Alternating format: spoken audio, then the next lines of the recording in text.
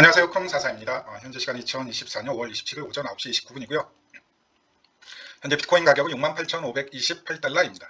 주봉 마감을 했는데 윗꼬리가 조금 남아있긴 하지만 이걸 한 번에 뚫었으면 더 좋았겠지만 이걸 한 번에 뚫는다는 건 쉽진 않았죠. 거의 2달 넘게 이어져온 구조였기 때문에. 그래서 어쨌든 바로 돌파에는 좀 실패한 모습이고요. 하지만 저는 유력하게 6월 초에 여기 조금 돌파가 나오지 않을까라는 생각을 해보고 있습니다. 6월 초에는 아마도 여기 상단 돌파가 나올 것이고, 결국 지금 중단기 목표가는 여기가 돼야 되지 않을까 계속 말씀드리지만, 대략 9만에서 10만 달러 부근이라고 계속 말씀드리고 있죠. 9만에서 10만 달러 부근인 여기가 돼야 되지 않을까. 그리고 이제 여기까지 도달했을 때 바로 뚫고 올라갈 수 있을지, 아니면 또 추가 조정 후에 올라갈지는 좀 언제 여기를 도착하느냐도 중요할 것 같고, 시기가. 그 다음에 여기에서 주봉 하락 다이버전스가 걸릴지 아니면 걸리지 않을지, 그 부분도 되게 중요할 것 같습니다. 조금 이 부분은 말씀을 드리고요. 그래서 저는 일단 일봉상 봤을 때 조금 헤드앤숄더가 고점 돌파하면서 완성이 되지 않을까라는 생각을 해보고 있어요. 헤드앤숄더가 고점 돌파되면서 완성이 되지 않을까. 아직 이 패턴도 완성을 못했거든요. 보시게 되면 테스트가 이쁘게 나왔죠. 아직 이 패턴에 대한 돌파도 나오지 않았어요. 그러면 최소 여기까지는 저는 확정이라고 보거든요. 대략 79,000달러까지는 확정이라고 보기 때문에, 그러면 79,000달러 돌파 이후에는 좀 자연스럽게 좀 이런 모양이 만들어지면서 주지시켜 드렸지만, 자연스럽게 또 이런 헤드앤숄더 모양이 또 한번 이제 컨펌이 되면서 추가적인 상승이 나오지 않을까라는 걸 말씀드리고 싶은 거죠. 그래서 대략 좀 이런 움직임이 되지 않을까라는 생각을 해보고 있습니다. 지금 현재 저는 좀 이런 경로로 차트가 움직이지 않을까. 조정 이후에 일단 대략 79,000달러까지 오른 뒤에 여기 이제 테스트 한번 하고 좀 본격적인 상승이 나오지 않을까라는 생각을 해보고 있는 거죠. 여기까지 결국 백헤드앤숄더 목표를 완성하는 좀 이런 그림을 그리고 있습니다. 그래서 아마도 이제 여기 테스트가 나오게 되면 71,300달러죠. 매수세가 좀 크게 들어올 것 같아요. 여기를 일단 71,300달러 부분만 돌파하게 되면 매수세가 좀 크게 들어올 것 같습니다. 그러면서 결국 여기까지 도달하는 게 저희 이제 중단기 목표가입니다. 장기 목표가가 아니고 중단기 목표가라고 보시면 될 것 같아요. 여기서 좀 크게 저항이 나올 것 같습니다. 여기는 이제 역헤드앤숄더의 목표가이기도 하고요. 다시 한번 여기는 이제 역헤드앤숄더의 목표가가 되기도 하죠. 동시에 1대1로 만약에 올라간다 그러면 정확히 역헤드앤숄더의 목표가가 되기도 합니다. 그래서 이 채널의 상단이, 이 초장기 상승형 평행 채널의 상단이 역시나 역헤드앤숄더의 목표값이기도 하니까 공통 저항 구간이라는 거죠. 쉽게 말씀드리면 9만에서 10만 달러, 제가 저번에 말씀드렸던 이렇게 보고 있다라는 걸 다시 한번 조금 말씀드리고요. 그래서 이런 그림으로 결국 올라가지 않을까라는 생각을 해보고 있다라는 거. 뚫고 테스트 후에 다시 한번 가는 그런 그림을 생각하고 있습니다. 그 다음에 조금 단기적으로 봐볼게요. 단기적으로 4시간봉에서 조금 보게 되면 일단 22MA가 깨진 건 조금 아쉽긴 한데, 일단은 여기 추세가 돌파됐다라는 부분도 조금 의미를 부여해 볼 수 있을 것 같아요. 여기 추세가 돌파가 됐다라는 부분도 충분히 의미 부여를 해볼 수 있지 않을까 생각을 합니다. 아직 정확히 이제 돌파 테스트가 나온 건 아니에요. 충분히 이제 여기 하단까지는 조정이 올 수 있습니다. 여기 하단까지는 조정이 올 수 있고요. 만약에 여기 하단까지 조정이 오게 되면 되게 괜찮은 매수 자리가 될 수 있죠. 피보나치 한번 단기적으로 한번 재보면 0.618 레벨이네요. 여기 0.618 레벨과 겹치는 라인 있잖아요. 여기 0.618 레벨과 겹치는 대략 67,517달러 부분, 여기. 아니면 지금 자리도 되게 유력하죠. 0.382 레벨인데 보시게 되면 여기에 단기 구조가 하나 있죠. W 구조가, 이 구조가 하나 있잖아요. 여기도 역시나 유력한 반등 자리에서 지금 반등이 나왔다는 걸 확인하실 수가 있습니다. 이런 아담앤이브 쌍바닥 패턴이 하나 있는데, 거기에 지금 상단에서 지금 지지받고 올라왔죠. 그리고 피보나치 0. 여기는 피보나치 0. 고점 기준 382 조정 구간이었고요. 그래서 충분히 반등이 나올 만한 구간에서 지금 반등이 나왔다는 걸 충분히 확인하실 수가 있고요. 아직 돌파 후에 테스트는 거치지 못했으니까 만약에 테스트가 나오게 되면 충분히 이런 자리까지도 0.5 레벨까지, 618 레벨이네요. 죄송합니다. 0.618 레벨까지도 조정이 나올 수도 있지만, 돌파에 대한 테스트라고 보는 게 조금 맞을 것 같고요. 이후에는 좀 반등이 나오지 않을까라는 생각을 해봅니다. 이후에는 충분히 반등이 나올 수도 있다. 그리고 조금 한 가지 말씀드리고 싶은 게, 어쨌든 이제 5월 봉 마감도 얼마 남지 않았지만 6월 이후로는 좀 시장의 유동성이 그래도 지난 3, 4, 5월보다는 압도적으로 많이 들어올 가능성이 높다라는 부분도 다시 한번 조금 주시시켜 드릴게요. M2 유동성 측면에서 다시 한번 좀 시장의 유동성이 들어올 측면이 많이 있다. 좀 단기채 많이 발행을 해서 재무부에서 쌓아놓은 돈도 많고요. 그 다음에 페드에서 분명히 6월부터 못을 박았죠. 6월부터는 테이퍼링을 조절하겠다라는 말을 분명히 했거든요. 그래서 유동성을 회수하는 수준을 뭐 직전에 비해서 좀 많이 낮추겠다라고 말을 했죠. 지금 뭐 지난 2년 동안 계속해서 페드는 유동성을 회수하고 있죠. 네. 코로나 때 풀렸던. 근데 그 유동성 회수의 수준을 조금 줄이겠다. 네. 테이퍼링의 강도를 낮추겠다라고 분명히 얘기를 해놓은 상황이니까 뭐 사실상 간접적인 양적 완화죠. 물론 이제 과거와 같은 무제한 양적 완화, 정말 그때는 미친 시절이었고요. 무제한 양적 완화가 일어났던 그런 수준은 아니지만 확실히 선거를 앞두고 그다음에 뭐 단적으로 이번에 이제 이더리움 ETF 통과되는 것만 봐도 네. 이게 약간 뭐 준비된 상황에서 통과가 된 게 아니고 네.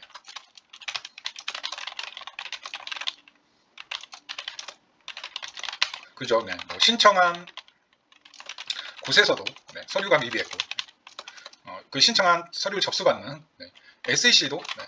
뭐 준비가 안 된 느낌이었죠. 실제 준비가 안 된 상태였죠. 네. 그런데 어쨌든 결과적으로 이제 통과가 됐고 S1 즉 이제 나스닥의 증권으로서 상장되는 그 최종 승인만 남겨두고 있거든요. 그럼 이거 당연히 뭘까요? 네. 정치적 이유 때문에 이 정치적 이유 때문에 통과가 된 것 같아요. 네. 지금 뭐 트럼프 쪽에서는 대대적으로 암호화폐를 조금 밀고 있잖아요. 그리고 상당수의 미국인들이 유권자들의 상당수 퍼센테이지가 이미 암호화폐에 투자를 하고 있거나 이미 암호화폐를 보유하고 있는 상황에서 그 표를 날릴 수는 없죠. 네. 그래서 좀 뭐 정치적인 이유로 급하게 좀 통과시킨 게 맞다라고 보는 게 맞죠. 네. 그러면 이런 것도 충분히 예상해 볼 수 있죠. 최소 선거 전까지 좀 암호화폐에 대해서 적대적인 게리 갠슬러의 발언, 좀 암호화폐에 대해서 적대적인 바이든 정부의 뭐 거부권 남발이나 아니면 정책 집행, 소송 이슈 이런 걸로부터는 좀 자유롭지 않을까라는 네, 최소 선거 전까지는. 그리고 이제 M2 유동성이 분명히 개선될 여지가 아주 많으니까 어느 정도 그게 상승분에 반영될지는 모르겠지만 그건 불확실해요. 어느 정도가 상승분에 반영될지는 모르겠지만 확실한 것은 지난 3, 4, 5월보다는 압도적으로 투자하기에 좋은 환경에서 앞으로 6개월을 보낼 가능성이 높다라는 거죠. 네. 물론 이제 내년은 되게 어려울 것 같아요. 내년은 지금 뭐 미국 재무부에서 너무나 고금리 상황에서 단기채를 남발한 상황이거든요. 네. 뭐 뻘 얘기긴 하지만 장기채하고 단기채 그 황금 비율이 분명히 있는데 페드에서도 권고하는 그 비율을 깨먹어서까지도 지금 단기채를 상당히 많이 발행한 상황이거든요. 하반기에 돈을 풀어야 되기 때문에 금리는 기준금리가 5.2에서 5.5%니까 상당히 비싼 금리로 빌린 단기채란 말이죠. 단기채니까 만기가 내년이면 금방 돌아온단 말이고요. 네. 그 말은 즉슨 내년에는 좀 탈이 날 가능성이 압도적으로 높다라고 생각을 하셔도 될 것 같습니다. 그래서 엑시 타이밍을 잡는 데 있어서 가격적인 요소도 중요하지만 시기적으로 봤을 때 저는 정말 길게 봐야 내년 딱 3월까지라고 보고 있고요. 아주 높은 확률로 올해 11월 내지는 12월 이전에 좀 정리를 하시는 걸 추천드립니다. 좀 개인적인 의견이긴 하지만 네. 그래서 다시 한번 단기적으로 봤을 때는 추세에 대한 돌파는 나온 것 같고요. 되돌림 기준으로 봤을 때는 뭐 382 또는 주초에 여기까지도 충분히 조정이 나올 수도 있다. 돌파에 대한 테스트 개념이죠. 네. 그 이후에 좀 상승이 나오지 않을까. 장기적으로는 중장기적으로는 충분히 9만에서 10만 달러는 충분히 6월에도 가능하지 않을까라는 생각을 해봅니다. 6월 달에도 충분히 가능하다. 그리고 이제 여기서 우리가 조금 더 이제 뭐 비트코인도 비트코인인데 조금 더 관심을 가져야 될 대신에 이제 토탈2 차트거든요. 네, 토탈2 차트는 상당히 좋습니다. 네, 뭐 일봉을 보시더라도 이건 토탈 차트고요. 죄송합니다. 토탈2. 네, 토탈2는 이더리움하고 알트코인의 시총입니다. 네, 이더와 상위 알트코인의 시총 차트거든요. 보시게 되면 비트코인이나 토탈2 차트들은 이 추세에 대한 돌파에 실패했는데 저항받고 네. 확실히 토탈2 같은 경우에는 비트와 토탈 차트와는 다르게 뚫어낸 모습이죠. 네. 그리고 안정적으로 테스트도 끝낸 모습이죠. 네. 실제 뭐 업비트를 보셔도 아시겠지만 이더리움은 되려 증권으로 이제 마지막으로 최종 승인이 나기까지 증권 거래가 나스닥에서 일어나기까지 시간이 남다 보니까 호재 반영이 조금 기간을 두고 좀 천천히 이루어지고 있는 느낌이고요. 그 과정에서 이더리움 계열 코인들이 조금 잘 오르고 있죠. 뭐 제가 저번에 말씀드렸던 리도나 아니면 유니스왑 네, 저점 대비 벌써 100% 가까이 오르지 않았나요? 네. 에이브, 네, 뭐 그다음에 레이어 2 일부, 네, 뭐 레이어 2들은 FTV가 너무 조금 네, 그래서 옵티미즘하고 아비트럼 투자하는 데는 조금 개인적인 의견이긴 한데 좀 조심하셨으면 좋겠습니다. 네. 너무 풀린 물량은 적은 데 비해서 지금 시총도 너무 높아요. 네. 좀 그런 부분들은 감안하고 베스팅 일정이나 월락 일정 등은 조금 미리 인지하신 후에 숙지하신 후에 뭐 진입을 하시더라도 진입을 하고 익절 타이밍을 가져가시더라도 익절 타이밍을 가져가시는 걸 좀 권장드리고요. 네. 어쨌든 토탈2 같은 경우에도 충분히 이제 이 채널을 돌파했기 때문에 가속 채널의 상단까지 충분히 상승할 수 있는 여지가 있죠. 네, 그리고 떨어지는 과정에 있어서 여기에서 떨어졌기 때문에 충분히 상승하는 과정에서도 여기 추세의 저항을 받을 확률이 높으니까 충분히 6월 초쯤에 여기까지 만약에 반등이 나오게 되면 단기적으로는 한번 뭐 이더리움도 그렇고 알트코인도 그렇고 한번 매도할 여지는 있는 거죠. 그래서 이 추세의 저항은 조금 살피는 게 좋을 것 같아요. 그 관점에서 보게 되면 이 돌파한 채널의 가속 채널의 상단이자 기존에 뚫렸던 이 삼각수렴의 하단 추세가 겹치는 뭐 이런 1.42 트릴리언 뭐 이런 부분이 이 부분이 되게 좋은 알트코인 혹은 이더리움의 수익 실현 자리라고도 볼 수 있습니다. 그래서 오히려 최종 승인 SEC에서 이더리움 ETF에 대해서 죄송합니다.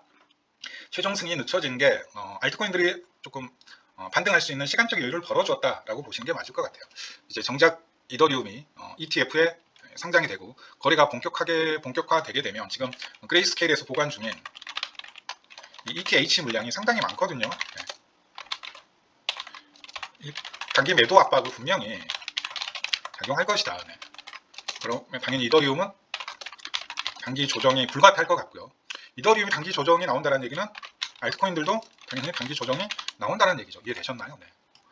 근데 이 기간 그레이스케일의 ETH 물량이 즉 나스닥의 이더리움 ETF가 상장되면서 실제 거래가 일어나는 기한이 뒤로 밀렸다는 게 어떻게 보면 알트코인이 반등할 수 있는 시간적 여유를 벌어주었다. 그건 이더리움도 마찬가지고요. 네.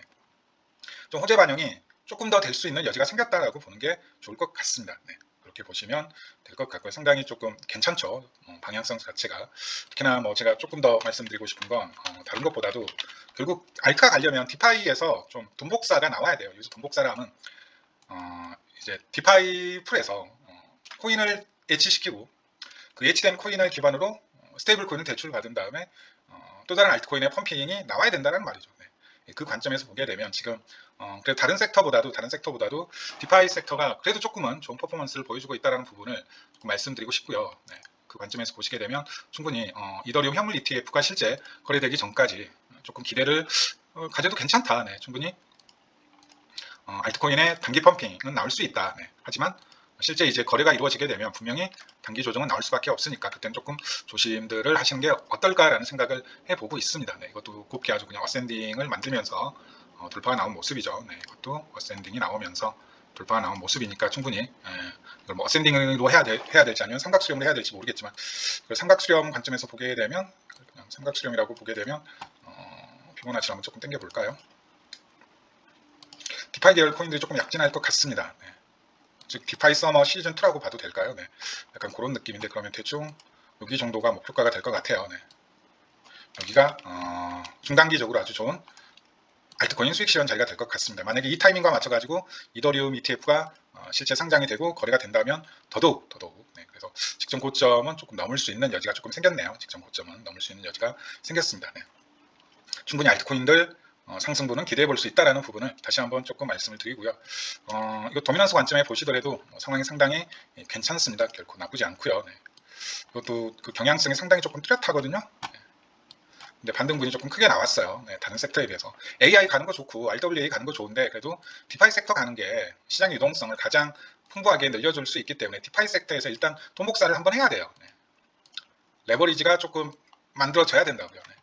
알트코인을 맡기고 이더리움을 맡기고 스테이블 코인을 왕창 대출을 받고 그 스테이블 코인을 다시 한번 알트코인들을 펌핑시키고 수익 실현 후에 대출을 받는 최종적으로 이더리움이 펌핑하는 이게 이제 알트코인 이른바 이제 돈이 회전하는 사이클이거든요. 그래서 충분히 제가 봤을 때 종국에 가서는 뭐 여기 정도에서 알트 시즌이 마무리되지 않을까라는 생각을 해보고 있습니다. 네. 종국에 가서는 이런 자리들에서 알트코인 시즌이 마무리되지 않을까. 네. 올 연말 또는 내년 초 해가지고 이게 상당히 추세가 조금 잘 맞죠. 네. 여기 부분에서 알트코인은 좀 마무리되지 않을까. 네. 그래서 뭐 2020년, 21년 혹은 17년, 18년 1월과 같은 사이클은 이제 오지 않는다라는 건 제가 다시 한번 강조드립니다. 꿈에서 조금 깨어나셔야 돼요. 네. 기대치를 분명히 낮추셔야 됩니다. 근데 여기서부터 여기까지 디파이 도미넌스가 상승하면 지금 가격 대비 최소 그래도 5배, 10배 올라가는 코인들은 분명히 나옵니다. 물론 20년, 21년처럼 저점 대비 100배, 1000배 이렇게 올라가는 알트코인은 나오진 않겠지만 그때만큼의 알트코인 장을 기대해서는 안 되는 거지만 그럼에도 불구하고 지금 가격 대비 지금 업비트 혹은 빗썸 혹은 바이낸스에서 우리가 지금 보고 있는 알트코인 가격 대비 충분히 5배 또는 10배 정도 올라갈 수 있는 알트코인들은 분명히 나올 것이다 라는 말씀을 드리고 싶고요. 저는 좀 이걸 좀 유력하게 보고 있습니다. 그래서 일단은 디파이가 먼저 좀 커져야 돼요. 네. 이건 필수입니다. 필수. 네, 지금 시장의 유동성으로 알트코인을 끌어올리는 건 사실상 그래서 일단 레버리지가 발생을 해야 되거든요. 물론 이제 박살날 때는 제일 먼저 디파이프에서 레버리지로 스마트 계약, 스마트 컨트랙트 걷어놨던 코인들이 강제 매도되면서 가격이 쭉 하락하긴 하지만 네.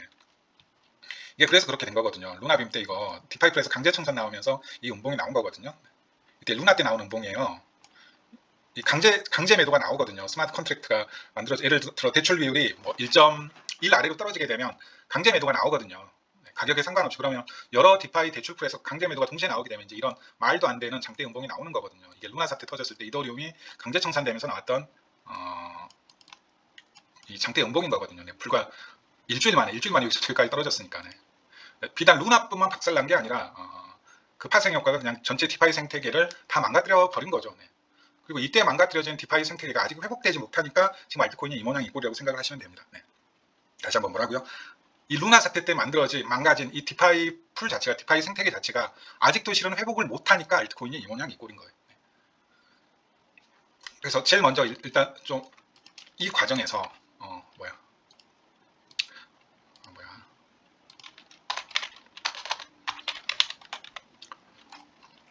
딴 얘기가 좀 나왔는데 그냥 여기서 그냥 마칠게요. 네.